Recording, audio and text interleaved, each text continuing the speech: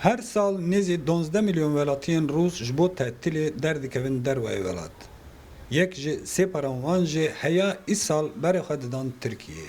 Lê ji ber krîza siyasî di navbera Rûsya û Tirkiyeyê de geştyarên Rûs vê werzê havînê neçin wî welatî.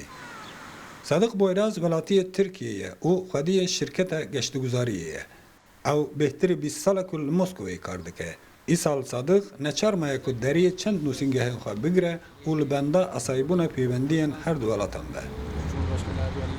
Bugünkü istatistiklere baktığınız zaman Eger em ji statîkestên îroyîn binerin ji Rûsyayê rêjeya geştyaran ji sedî nûhed da ketiye. Bûyerên ku li Tirkiyeyê diqewmin mixabin em hemû jê dilgiran dibin. Ev bûyera dawiyê jî zerbeyekî giran li seferên balafirin çarter xist. Lê em li bendîne ku dê demekî nêz de şandek ji Tirkiyê bê Moskowê herwa eger ez neşaşmim dê tebaxê jî Birêz Putin û Birêz Erdogan dê kom bibin. Me jî hêviya xwe bi vê hevdîtinê girê daye. Geştyarên Rûs jî hêj hêviyê xwe windan nekirine ku heta dawiyê havînê ew bikaribin serdana peravên Tirkiyeyê bikin. Lêbelê siyasetçanê Kurd pisporê diwarê peywendiyên navneteweyî de Îqbal Dure bawer nake ku îsal guhertinekê ciddî çêbe û rêjeya çûyîna geştyarên Rûs bo Tirkiyeyê yekser bilind be.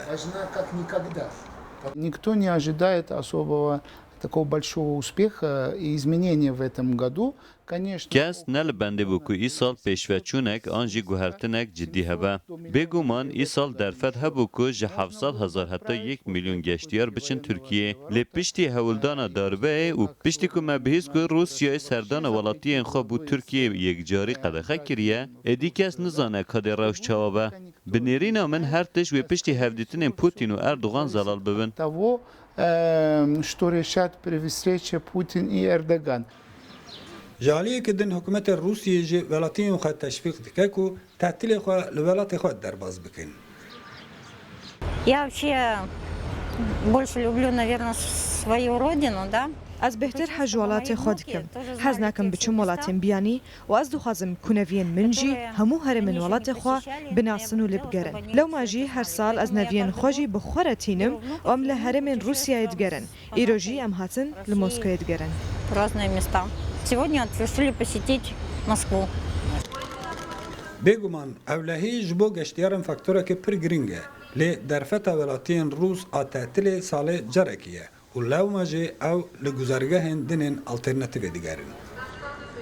Sezona tehtilan a li Rûsyayê piştî mehekê bidawîtê.